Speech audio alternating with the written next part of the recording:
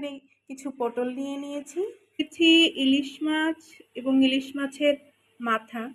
এখানে নিয়েছি পেঁয়াজ কুচি, এখানে রসুন কুচি, এখানে কাঁচামরিচ ফালি করে নিয়েছি। এই তরকারিটা কাঁচামরিচ দিয়ে রান্না করতে হবে। তারপরে নিয়ে নিয়ে এবার আমরা তেলটা গরম হতে দিয়েছি।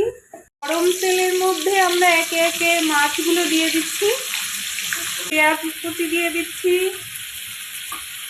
রসুন কুচি দেব, মরিচ ফালি দিয়ে দিচ্ছি, ধনিয়া গুঁড়া দিয়ে দিলাম,